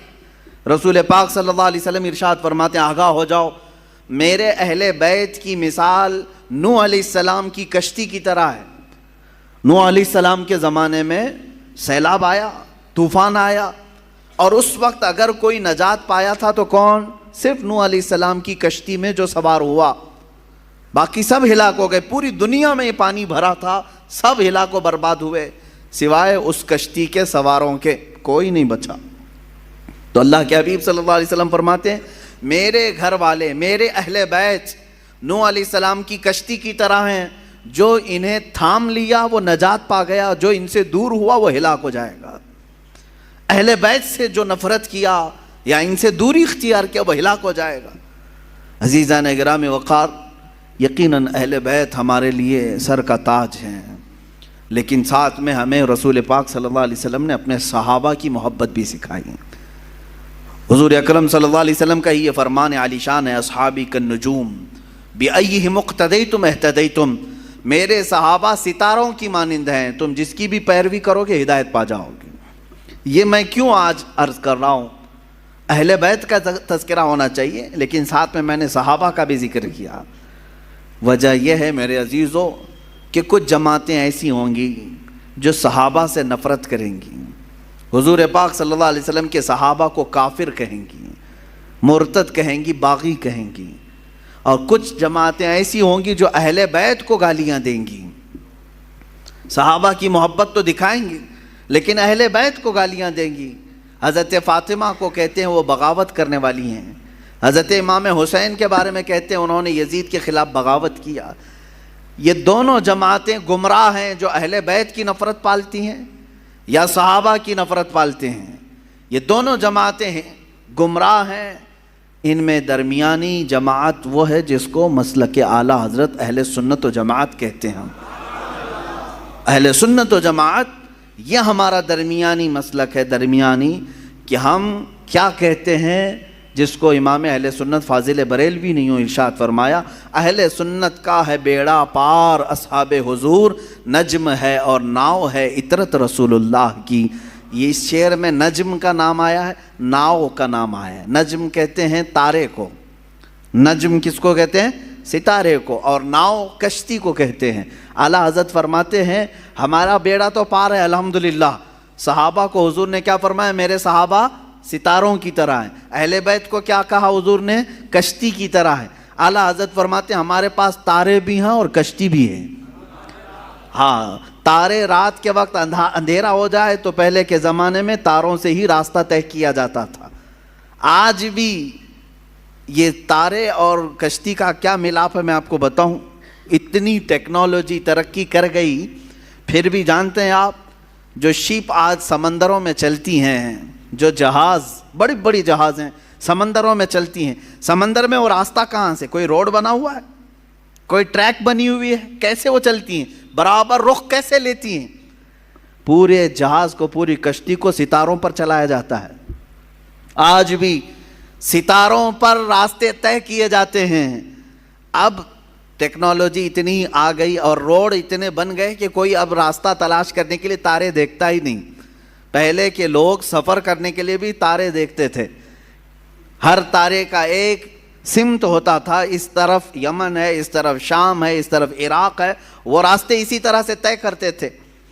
اسی لیے یہ دو چیزوں کا ملاپ بیان کیا گیا. سمندر میں اگر کشتی ہے تو تاروں سے اپنا راستہ طے کرتی ہے. میرے عزیزو, ہم یہ کہتے ہیں کہ صرف تارے دیکھ کر کے چلیں اور سمندر میں چلنا چاہے تو بھی ممکن نہیں ہے, اور صرف کشتی پر بیٹھ جائیں تارے نہ دیکھیں تو بھی ممکن نہیں ہے. اسی لیے اعلیٰ حضرت نے فرمایا اہل سنت کا ہے بیڑا پار اصحاب حضور, نجم ہے اور ناؤ ہے اطرت رسول اللہ کی. اللہ کے رسول کی عطا کردہ دونوں نعمتیں ہمارے پاس ہیں. ہم صحابہ کی بھی عزت کرتے ہیں اور اہل بیت اطہار کی بھی عزت کرتے ہیں. ان دونوں میں سے کسی ایک کو بھی ہم خطا کار, گنہگار, معاذ اللہ رب العالمین, باغی, اس طرح کے الفاظ ہم ہرگز نہیں استعمال کرتے. اہل سنت کا یہ موقف رہا ہے. اب میں اہل بیت اطہار کے متعلق عرض کروں, اس میں خاص طور پر رسول پاک صلی اللہ تعالیٰ علیہ وسلم کے گھر والوں میں حسنین کریمین رضی اللہ تعالیٰ عنہما, ان کی قدر کیا تھی, ان کی عزت کیا تھی. صحابہ بھی حضور پاک صلی اللہ علیہ وسلم کے زمانے میں, حالانکہ ان کی عمر بہت کم تھی. حضرت امام حسین حضور پاک صلی اللہ علیہ وسلم کے انتقال کے وقت صرف 6 سال کے تھے, 6 سال کے تھے. حضرت حسن مجتبیٰ رضی اللہ تعالیٰ عنہ 7 سال کے تھے. بس یہ 6 اور 7 سال کی عمر تھی جب حضور کی وفات ہوئی. لیکن اتنے بچپن میں بھی صحابہ کرام کا حال یہ تھا کہ یہ اتنا ادب کرتے تھے کہ نماز کے عالم میں کبھی کبھار حضور پاک صلی اللہ علیہ وسلم امامت فرما رہے ہوتے اور یہ دونوں شہزادے پہلی صف میں آ جاتے ہیں یا مصلی کے پاس آ جاتے ہیں, آگے پیچھے چلتے ہیں, تو عام بچوں کی طرح انہیں ہٹایا نہیں جاتا تھا. ان کو نہ پہلی صف سے کوئی پیچھے کرنے والا ہوتا, نہ کوئی ادھر سے ادھر کرتا. میرے عزیز و دوسروں کے بچے آئیں تو ہم ادھر ادھر کر دیں, لیکن رسول اللہ کے شہزادوں کو صف کے آگے رکھ کر کے بھی صحابہ نماز پڑھتے تھے. اس لیے کہ ان صحابہ کو معلوم تھا کہ نماز ہماری اس وقت تک کمپلیٹ نہیں ہوگی جب تک نبی اور آل نبی پر درود نہ بھیجیں. ہاں, تحیات میں بیٹھنے کے بعد تو پڑھنا ہی پڑے گا نا, اللہم صلی علی محمد وعلی آل سیدنا محمد. ہم تو کہتے ہیں اے اللہ درود بھیج محمد صلی اللہ علیہ وسلم پر اور ان کی آل پر. تو صحابہ کی نمازیں کیسی ہوتی ہوں گی جب نماز میں تحیات پر بیٹھ کر کے یہ پڑھتے ہوں گے اے اللہ نبی پر تو درود بھیج, تو مصلی پر نبی کو دیکھ رہے ہوں گے, اور جب آل محمد پر درود بھیجتے ہوں ان شہزادوں کو پہلی صف میں دیکھ رہے ہوتے ہوں. ان صحابہ کی نمازیں کیسی ہوتی ہوں گی. بہرحال حسنین کریمین رضوان اللہ تعالیٰ علیہما, اللہ تعالیٰ نے ان کو رسول پاک صلی اللہ تعالیٰ علیہ وسلم کے گھر میں اس طرح سے ودیعت فرمایا کہ ان کا نام بھی جنتی نام رکھا گیا. حسن اور حسین میرے آقا نے فرمایا اسما من الجنتی، یہ جنت کے ناموں میں سے ہے، جنت کے ناموں میں سے ہے. اور میرے آقا صلی اللہ علیہ وسلم اکثر امام حسین کو سونگھتے تھے. چومنا الگ چیز ہے نا، بچوں کو ہم بوسہ دیتے ہیں، چومتے ہیں. حضرت امام حسین کو حضور پاک صلی اللہ علیہ وسلم سونگھتے تھے. چومنا بھی ہوتا ہے، میرے آقا صلی اللہ علیہ وسلم سے چومنا بھی، بوسہ لینا بھی ثابت ہے، لیکن اکثر آپ ان کی گردن کے پاس اور ان کے چہرے کے پاس سونگھتے تھے. اور میرے آقا صلی اللہ علیہ وسلم فرماتے ہیں ہما ریحانتی فی الجنہ، یہ دونوں میرے لیے جنت کے ریحان پھولوں میں سے ہیں. جنت کے جس طرح ریحان پھول ہیں، اللہ تعالیٰ نے حسن و حسین رضی اللہ تعالیٰ عنہما کو جنت کے پھولوں کی طرح خوشبودار بنایا تھا. اندازہ کرو میرے عزیزو، جن شہزادوں کی خوشبو خود سید الانبیاء سونگھ رہے ہو، تو کیا اہل بیت میں خوشبو نہیں ہوتی ہے؟ کیا رسول اللہ کے خاندان میں خوشبو نہیں ہوتی؟ یہاں پر مجھے وہ بات یاد آتی ہے، کسی نے مجھ سے کہا تھا کچھ سال پہلے، میں نے ایک واقعہ بیان کیا تھا، اعلیٰ حضرت امام احمد رضا خان فاضل بریلوی رضی اللہ تعالیٰ عنہ کے اہل بیت کا ادب کرنے کا ایک واقعہ مشہور ہے، جس کو ایک صاحب نے اعتراض کر کے کہا تھا کہ ایسا کیسا انہوں نے سونگھ لیا. سنیے، بریلی شریف میں پالکی چلتی تھی. پالکی اسٹیشن سے گھر جانا ہو، کہیں پر بھی جانا ہو، تو 4 لوگ جو ہے ایک چھوٹی سی پالکی اٹھاتے تھے. جیسے اب رکشہ ہے، پہلے وہ لوگ مزدور اٹھا کر کے لے جاتے تھے. عام تھا، یہ مکہ میں بھی موجود تھا، طواف کرانے کے لیے پالکیاں ہوتی تھی، حبشی لوگ اٹھاتے تھے.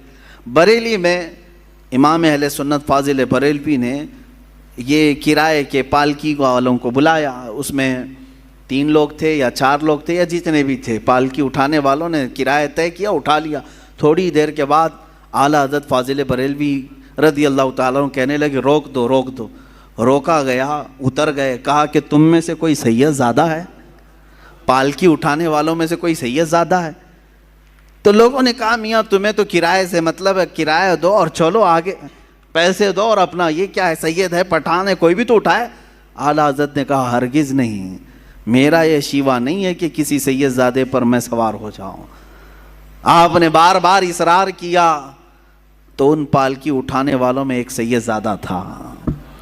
انہوں نے کہا کہ ہاں میں سید ہوں. اللہ اکبر. تھوڑی دیر ہی سوار ہوئے تھے، اعلیٰ حضرت رضی اللہ تعالیٰ عنہ ان کے ہاتھوں کو پکڑ لیا، رونے لگے. بڑی خطا ہو گئی مجھ سے، غلطی ہو گئی، میں قیامت کے دن کیا منہ دکھاؤں گا رسول پاک کو کہ احمد رضا تو میرے بیٹے کے کندھے پر سوار ہوا تھا. اور رونے لگے. اس کے بعد اتنے ہی پر نہیں، معافی مانگ کر، بلکہ اس سید زادے کو پالکی پر بٹھایا اور وقت کا مجدد خود پالکی اٹھایا، خود پالکی اٹھایا اور آگے تک لے کر کے گئے اور ان کو بہت سارا نذرانہ اور ہدیہ پیش کیا اور کہا سید زادے آپ کے لیے زیب نہیں دیتا کہ آپ لوگوں کا بوجھ اٹھائیں، میں جب تک زندہ ہوں آپ کی حاجات جو بھی ہوں گی مجھ غریب خانے سے آپ لے جایا کریں. آپ کا ہی در دولت ہے، آپ کے آقا، آپ کے نانا کا دیا ہوا ہے. اس سید زادے کو اس کام سے ہمیشہ کے لیے دور کر دیا. یہ امام اہل سنت فاضل بریلوی رضی اللہ تعالیٰ عنہ کا مشہور واقعہ ہے، بیان بھی کیا جاتا ہے. کسی صاحب نے ہم سے کہا تھا کہ ایسا کیسے ان کو آ گئی تھی خوشبو، تو ہم نے یہی کہا کہ ان کی طرح عشق پیدا کرو، خوشبو آ ہی جائے گی. پیدا کرو جو گلاب کو سونگھے تو بھی کہے لب پھول، دہن پھول، زکن پھول، بدن پھول. واللہ جو مل جائے میرے گل کا پسینہ، مانگے نہ کبھی عطر نہ پھر چاہے دلہن پھول. کیا بات رضا اس چمنستان کرم کی، زہرا ہے کلی جس میں حسین و حسن پھول. یہ بریلی کا امام ہی تو کہتا ہے جس کی زندگی عشق میں ڈوبی ہوئی ہے، جس جگہ پر بھی دیکھیں یہ اعلیٰ حضرت کے نغمے کیا یہ عشق نہیں پیدا کرتے؟ آج 100 سال کے بعد بھی سننے والے جھوم جاتے ہیں. اس بریلی کے تاجدار کے سینے میں عشق کتنا رہا ہوگا جو ہمیشہ اس زمانے میں لوگ میرے آقا کی ناپ رہے تھے کتنا ہے، کیا کیا ہے، کیسے کیسے ہیں حضور کے بارے میں. اس وقت اس امام نے پکار کر کہا تھا سرور کہوں کہ مالک و مولا کہوں تجھے، باغ خلیل کا گل زیبا کہوں تجھے، حیران ہوں میرے شاہ میں کیا کیا کہوں تجھے. یہ کس نے کہا تھا؟ امام زمن، امام اعلیٰ امام اہل سنت نے کہا تھا ان کی طرح محبت اور عشق پیدا کرو، اس نبی کی آل کی خوشبو بھی تمہیں خود آئے گی۔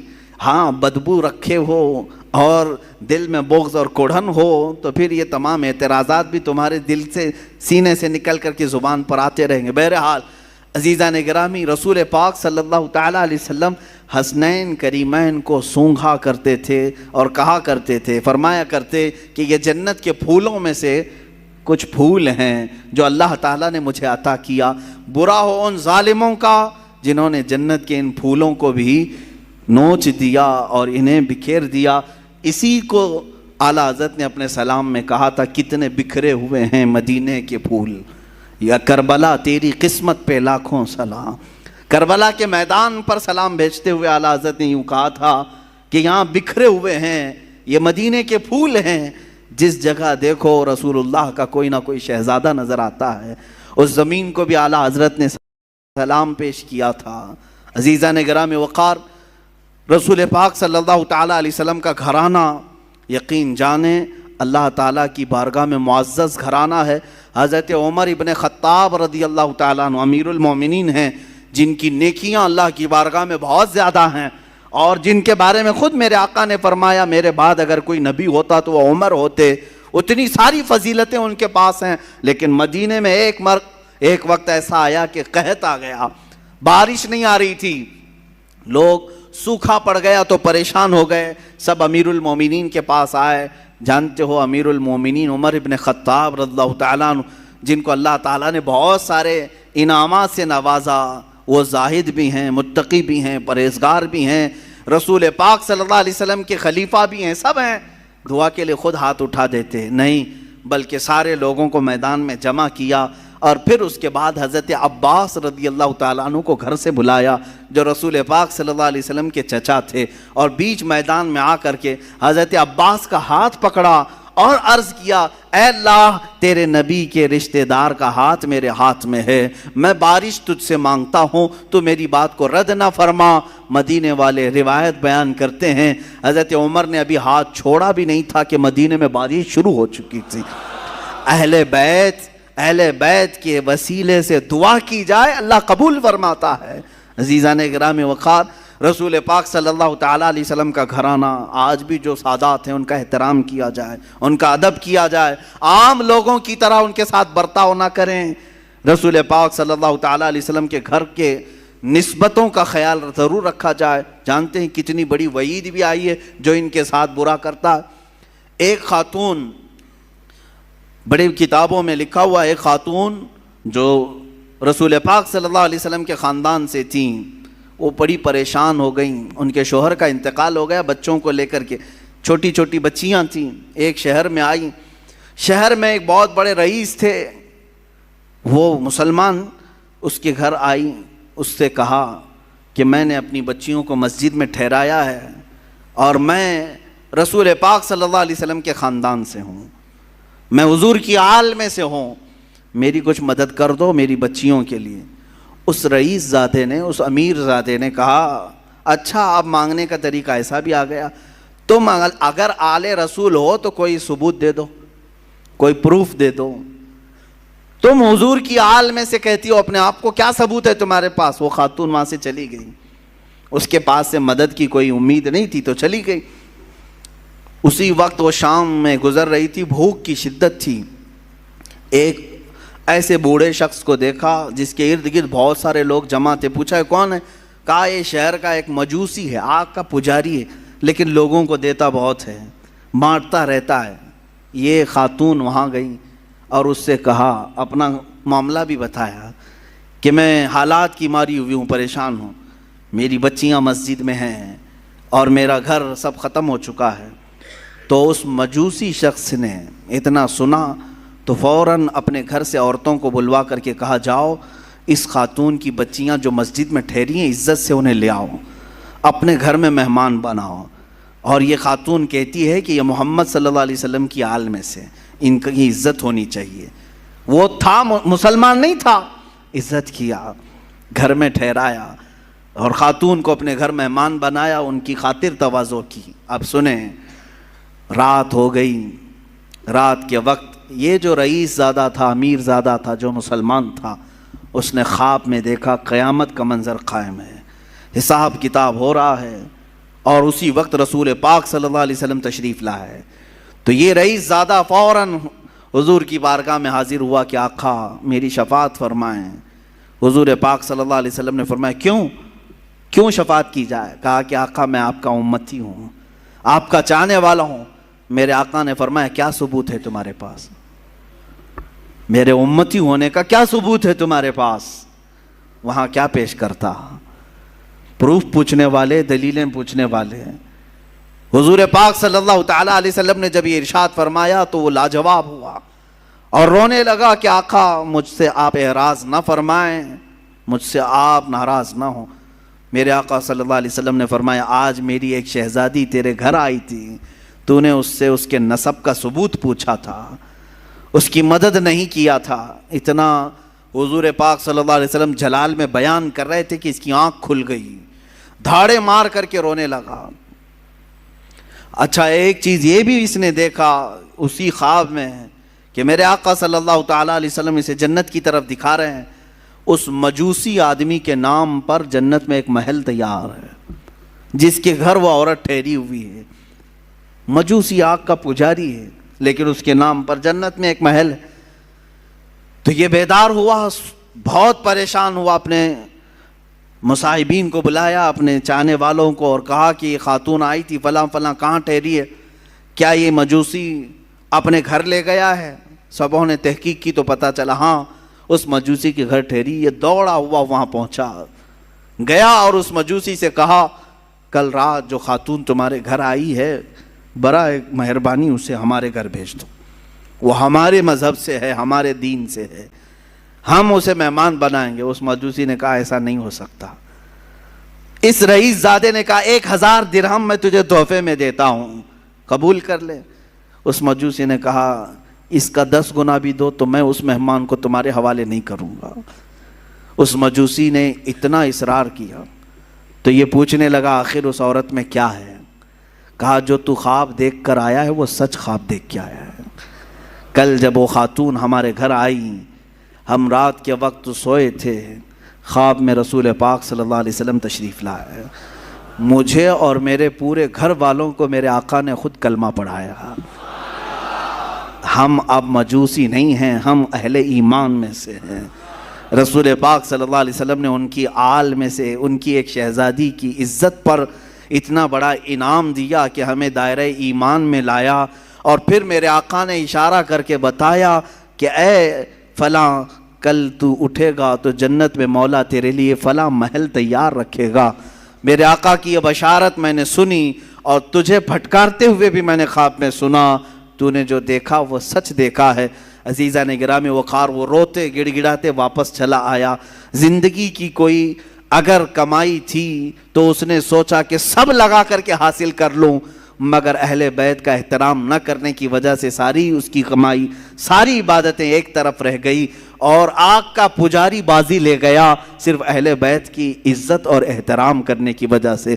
آج میں اس واقعے سے اتنا ضرور عرض کروں گا کہ اہل بیت میں سے جو کوئی بھی ہوں، وہ اگر خستہ حال نظر آتے ہیں، اگر پٹے پرانے کپڑوں میں ہیں، وہ حالات اور گردش حالات کے پیش نظر ان کی کمائی اور ان کے فلاں چیزوں پر اگر کوئی اثر پڑ بھی گیا ہو تو میرے عزیزو ہرگز یہ مت سمجھنا کہ یہ بکھرے ہوئے لوگ ہیں، ٹوٹے ہوئے لوگ ہیں، نہیں، بلکہ رسول اللہ سے اگر ان کا رشتہ ہے تو وہ ہمارے سروں کے تاج ہیں۔ وہ چاہے جس کونے میں بیٹھے ہوں، یہ ضروری نہیں کہ سید ہو تو بہت اعلیٰ قسم کے محل میں رہتا ہو، بہت اعلیٰ قسم کے لباس پہنتا ہو، بہت اعلیٰ قسم کی گاڑیوں میں چلتا ہو، ضروری نہیں۔ کبھی سید زیادہ غریب بھی ہو سکتا ہے، وہ فقر و فاقہ کو پسند کرنے والا سید زیادہ بھی ہو سکتا ہے۔ لہٰذا اس بات کا ہمیشہ خیال رکھا جائے کہ سید زادوں کا احترام ملحوظ نظر رہے، ورنہ ہمارا یہ کمایا ہوا عبادتوں کا خزانہ بھی ضائع ہو سکتا ہے۔ اب آئیں، یہ تو بعد میں آنے والے اہل بیت کے احترام اور عزت کی باتیں ہیں، ان کے متعلق یہ واقعات ہیں، لیکن خود رسول پاک کے جو شہزادے ہیں، میرے آقا صلی اللہ علیہ وسلم نے جن کی پرورش خود کی ہے، جن کے بوسے خود میرے آقا نے لیے، وہ حسن مجتبیٰ اور حسین اعظم رضی اللہ تعالیٰ عنہما، ان کی کتنی عزت اور ان کا کتنا احترام ہونا چاہیے۔ میرے آقا صلی اللہ علیہ وسلم دونوں شہزادوں کو کندھوں پر سوار کر کے مدینے لے جایا کرتے تھے۔ اکثر باہر جاتے تو دونوں شہزادے کندھوں پر سوار ہوتے۔ ایک صحابی نے ایک مرتبہ یہ دیکھ کر مسکرائے اور کہا، اے شہزادوں، کیا تمہاری قسمت ہے کہ سواری پائی بھی تو کیسی سواری پائی، کیسی سواری پائی، کائنات کا آقا و مولا رسول پاک صلی اللہ علیہ وسلم کے کندھے تمہیں میسر ہیں۔ اتنی تعریف پر میرے آقا صلی اللہ علیہ وسلم یوں نہیں فرماتے کہ تم صحیح کہہ رہے ہو، بلکہ میرے آقا یوں فرماتے، یہ کیوں نہیں کہتے کہ سوار بھی کتنے اچھے ہیں، سواری کی تم نے تعریف کی تو سوار کی بھی تعریف کرو کہ وہ بھی جنتی جوانوں کے سردار ہیں۔ میرے عزیزو، میرے آقا صلی اللہ علیہ وسلم نے فرمایا، من احب حسینا، جس نے حسین سے محبت کیا اس نے مجھ سے محبت کیا۔ اور میرے آقا صلی اللہ علیہ وسلم کی ایک حدیث یہ بھی ہے کہ انا من الحسین و حسین منی و انا من حسین، حسین مجھ سے ہے اور میں حسین سے ہوں۔ یہ کیسی بات ہے؟ حسین مجھ سے ہیں اور میں حسین سے ہوں۔ ایک جملہ تو اس میں سمجھ میں آتا ہے، حسین مجھ سے ہیں۔ حضور نے فرمایا یقیناً اولاد باپ سے ہی ہوتی ہے، اولاد اس کے دادا نانا سے ہی ہوتی ہے۔ میرے آقا صلی اللہ علیہ وسلم کا یہ فرمان سب کو معلوم ہوگا۔ حضور نے فرمایا حسین مجھ سے ہیں۔ یقیناً حضرت فاطمہ حضور کی بیٹی ہیں اور حضرت امام حسین حضرت فاطمہ کے لخت جگر ہیں، تو حسین حضور سے ہیں۔ لیکن جو دوسرا جملہ ہے، میرے آقا نے فرمایا میں حسین سے ہوں، یہ کیسے؟ میں حسین سے ہوں، بھلا کوئی نانا اپنے نواسے سے ہو سکتا ہے؟ لیکن میرے آقا نے فرمایا، ہم محدثین اس کی تشریح میں فرماتے ہیں حسین مجھ سے ہیں کا مطلب یہ ہے کہ اولاد کے اعتبار سے حسین رسول سے ہی ہیں، اور حضور نے جو فرمایا میں حسین سے ہوں، اس کا مطلب ہے کہ میرا پورا دین حسین سے چلنا ہے۔ اسی کی تشریح کرتے ہوئے امام الہند سلطان الاولیاء غریب نواز نے فرمایا تھا، شاہ است حسین بادشاہ است حسین، دین است حسین دین پناہ است حسین، سرداد نداد دست در دست یزید، حقا کے بنائے لا الہ است حسین۔ فرماتے ہیں معین الدین حسن چشتی غریب نواز اپنے ہی دادا اور اپنے ہی نانا کی شان میں امام حسین شاہ ہیں، شاہ نہیں بلکہ بادشاہ ہیں۔ شاہ میں اور بادشاہ میں فرق سمجھ میں آتا ہے؟ ویسے تو سب لوگ کہتے ہوں گے فلاں شاہ ہے فلاں بادشاہ ہے، دونوں میں فرق ہے۔ شاہ جو ہے سلطان کو کہتے ہیں، اور بادشاہ کنگ میکر کو کہتے ہیں، جو بادشاہ بناتا ہے، جو شاہ بناتا ہے اس کو بادشاہ کہا جاتا ہے۔ اور دین است حسین دین پناہ است حسین، حسین پورے دین کا نام ہے، حسین دین کی حفاظت کرنے والے کا نام ہے۔ اپنا سر دے دیا، ہاتھ یزید کے ہاتھ میں نہیں دیا۔ حق تو یہ ہے کہ لا الہ کی جڑ کا نام حسین ہے۔ اب سمجھ میں آیا حضور حسین سے کیسے ہے؟ حضور حسین سے کیسے ہیں؟ رسول پاک صلی اللہ علیہ وسلم کا دین حسین سے ہے۔ جو حسین پاک سے نفرت کیا، بغاوت کیا، وہ دین سے نکلنے والوں میں سے ہے، خارج ہونے والوں میں سے ہے، میرے آقا صلی اللہ علیہ وسلم کو ایذا دینے والوں میں سے ہے۔ میں ابھی چند دن قبل، ابھی اسی محرم سے قبل ایک بات سنا، کسی سعودی لقوہ مارے ہوئے آدمی کو یہ کہتے ہوئے سنا، ہاں ریالوں نے جس کا لقوہ مارا ہے جس کے عقیدے پر، اگر یہ دو شہزادوں کی لڑائی تھی کربلا کی، دو شہزادوں کی لڑائی تھی، یعنی حضرت حسین حضرت علی کے شہزادے اور یزید حضرت امیر معاویہ کا شہزادہ، آپس میں دو بڑے بڑے لوگوں کے بیٹوں کی لڑائیاں تھیں۔ اس بیوقوف کو معلوم کہاں ہے، کہاں کس کو شہزادہ کر رہا ہے، کس کو شہزادہ کہہ رہا ہے۔ ہاں حسین ابن علی رضی اللہ تعالیٰ یقیناً شہزادہ رسول ہیں، لیکن یزید کو شہزادہ کہا جائے گا؟ پلید ہے، جس کے نام کے ساتھ ہم پلید کا لفظ استعمال کرتے ہیں۔ یہ شہزادوں کی لڑائیاں نہیں تھی، حق و باطل کی لڑائی تھی، حق و باطل کی لڑائی تھی، اور نہ ہی دو خاندانوں کی لڑائی تھی، اور نہ ہی یہ سیاست کا معاملہ تھا جیسے آج کچھ لوگ یہ بھی پیش کرنا چاہتے ہیں۔ جیسے پہلے یہ جوکر نائک کہتا تھا کہ یہ سیاست کا معاملہ تھا، یہ سیاسی معاملات تھے جس کی وجہ سے یہ لڑائیاں ہو گئی۔ ان کو ایسا لگتا ہے کہ سیاست اس وقت ایسی ہی تھی جیسے الیکشن کے لیے، ووٹنگ کے لیے جگہ جگہ گھومنا پڑے۔ ارے حسین اعظم ہے، حسین اعظم ہے، رسول اللہ کے نواسے ہیں۔ اللہ تعالیٰ نے ان کو اتنی طاقت و قوت عطا کی تھی، وہ چاہتے تو پوری دنیا پر اپنی حکمرانی قائم کر لیتے. انہوں نے میرے آقا کے فقر و فاقے کو پسند کیا. اگر ان کو حکومت ہی پیاری تھی اور سیاست ہی کرنا تھا تو اپنے باپ کے انتقال کے بعد فوراً کھڑے ہو جاتے. حضرت امیر معاویہ 20 سال تک خلیفہ رہے, تب تک امام حسین نے نہیں مطالبہ کیا.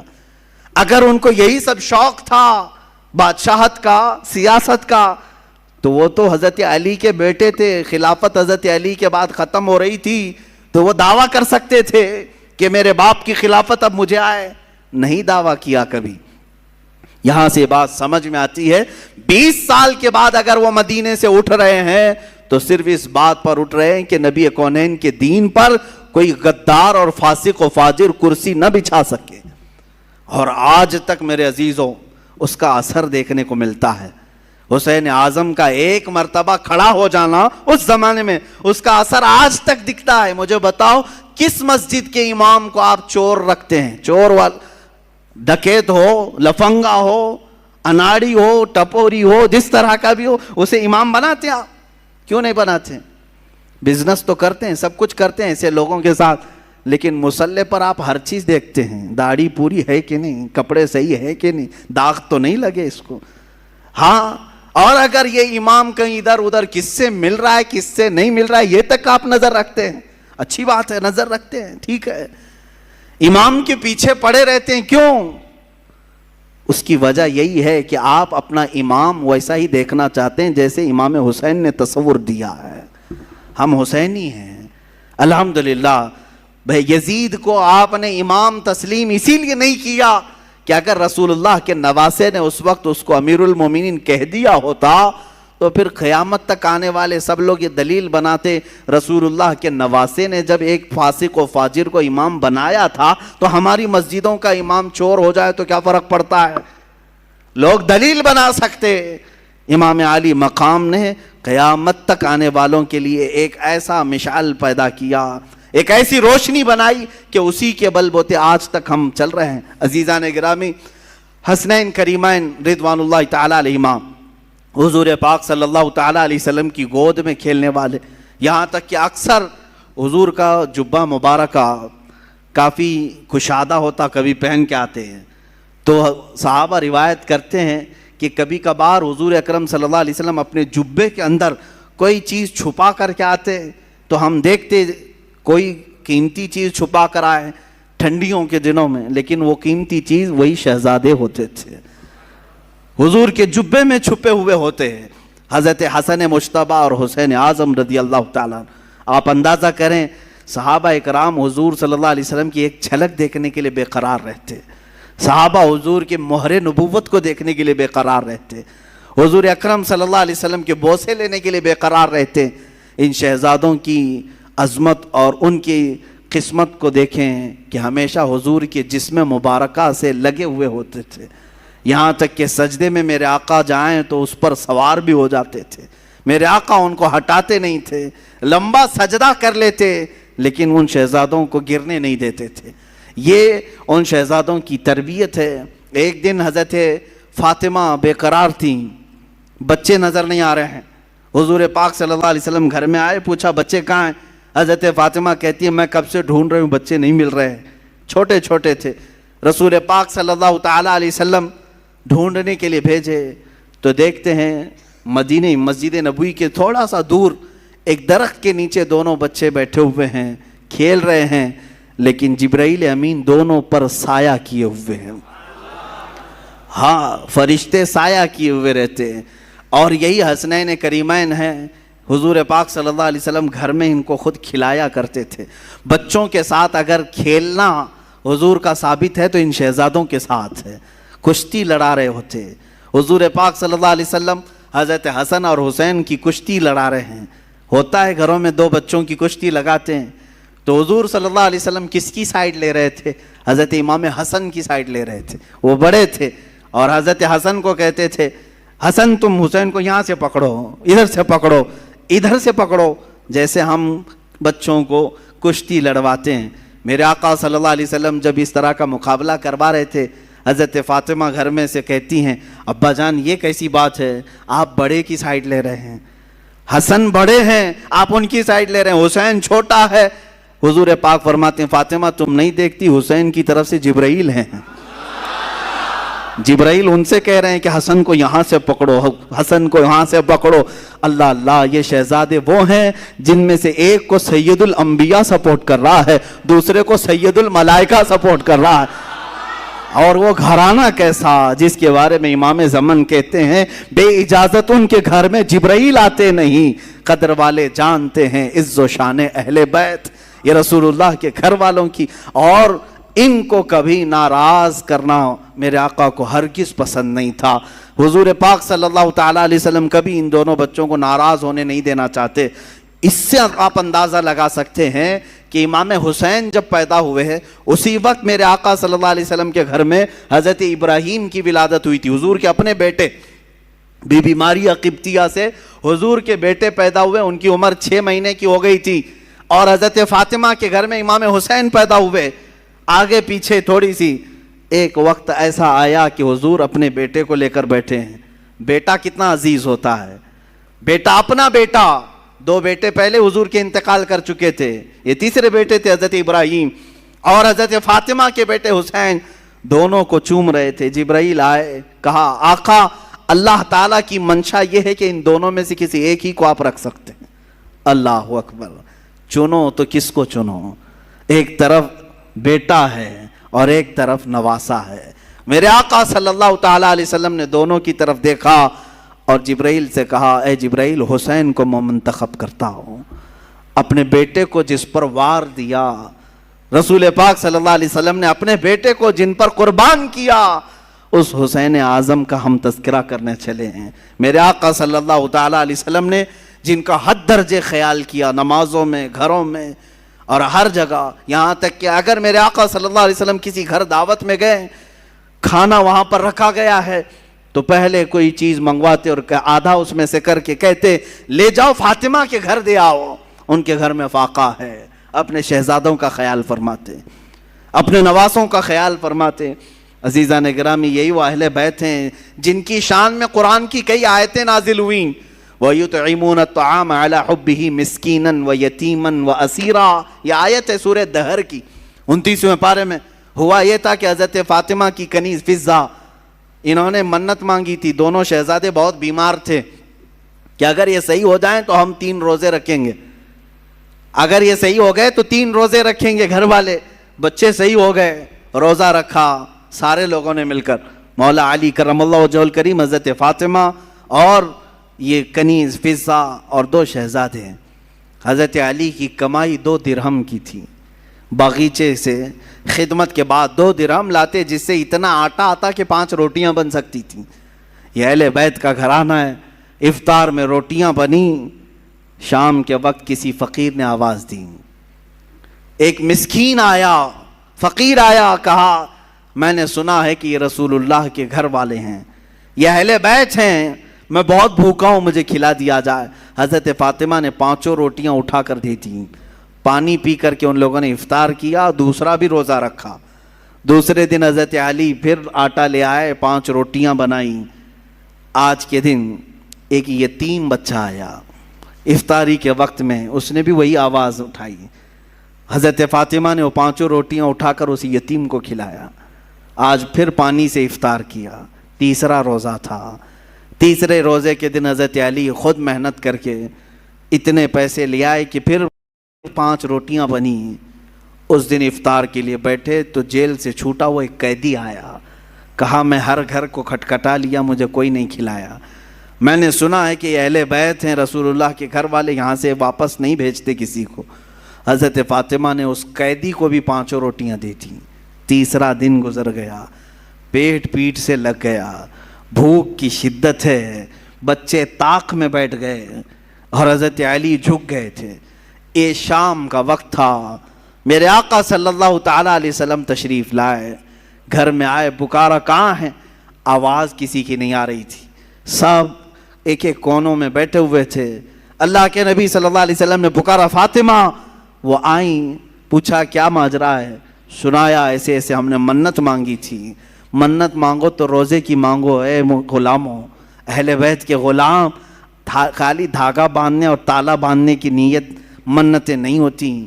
منت قرآن ختم کرنے کی بھی کرو, روزہ رکھنے کی بھی کرو, یہ اللہ کو راضی کرنے والی منتیں ہیں. بہرحال حضرت فاطمہ نے عرض کیا کہ ایسا ایسا حال ہوا ہے. اللہ کے نبی صلی اللہ تعالیٰ علیہ وسلم نے فرمایا ابھی ابھی مجھ پر آیت کریمہ نازل ہوئی. اللہ نے فرمایا وَيُطْعِمُونَ الطَّعَامَ عَلَى حُبِّهِ مِسْكِينًا وَيَتِيمًا وَأَسِيرًا. یہ وہ لوگ ہیں جو اللہ کی محبت میں کبھی مسکین کو کھلاتے ہیں, کبھی یتیم کو کھلاتے ہیں اور کبھی قیدی کو کھلاتے ہیں. آقا کونین صلی اللہ علیہ وسلم نے فرمایا بشارت ہو فاطمہ, تم امتحان میں کامیاب ہو گئی. نہ وہ مسکین تھا, نہ وہ یتیم تھا, نہ وہ قیدی تھا. ہر دن اللہ کا ایک فرشتہ آتا تھا جو اہل بیت کا امتحان لے رہا تھا کہ یہ کتنا عطا کر سکتے ہیں. تم امتحان میں کامیاب ہو گئے اور اس دن ان کے گھر میں جنت سے اللہ نے خوان نعمت اتارا. عزیزان گرامی, یہ اہل بیت کا گھرانہ ہے. ان کے پاس امتحان لیا بھی گیا تو وہ سب عطا کرتے رہے. ان کی شان ہی یہی ہے. الحمدللہ ہم نے بھی بہت سارے سادات اور مشائخ کو دیکھا ہے, وہ نوازنے والوں میں سے ہیں, عطا کرنے والوں میں سے ہیں. رسول پاک صلی اللہ تعالیٰ علیہ وسلم کی یہ صفات ان کے گھروں میں آج بھی پائی جاتی ہیں. اللہ ان کا سایہ ہمارے سروں پر دراز فرمائے. انشاءاللہ العزیز کربلا کے جو خونی مناظر ہیں وہ کل عرض کیے جائیں گے. اللہ اہل بیت کی ان قربانیوں کو قبول فرمائے. ان کی قربانیوں کے صدقے مولا ہم سب کے جذبوں کو جوان فرمائے. مولا ہمارے اندر سے بزدلیوں کو دور کرے. اللہ تعالی ہمارے بازوؤں میں قوت حیدری عطا فرمائے. حسین اعظم کی شجاعت عطا فرمائے. حسن مجتبیٰ کی اللہ تعالی ہمیں سیادت عطا فرمائے. اے رب ذوالجلال, کربلا سننے والے جتنے ہیں ان سب کو مولا کربلا کے صدقے تمام آفات و بلیات سے محفوظ فرما دے. ہمارے گھروں کو ہر طرح کی آفات و بلیات سے محفوظ فرما. وصلی اللہ تعالی علی خیر خلقہ محمد وآلہ واصحابہ اجمعین وآخر دعوانا ان الحمد للہ رب العالمین. عزیزان گرامی, میں وقت کی قلت کی وجہ سے اب اپنی گفتگو کو ختم کرتا ہوں. باقی کا واقعہ کل عرض کروں گا.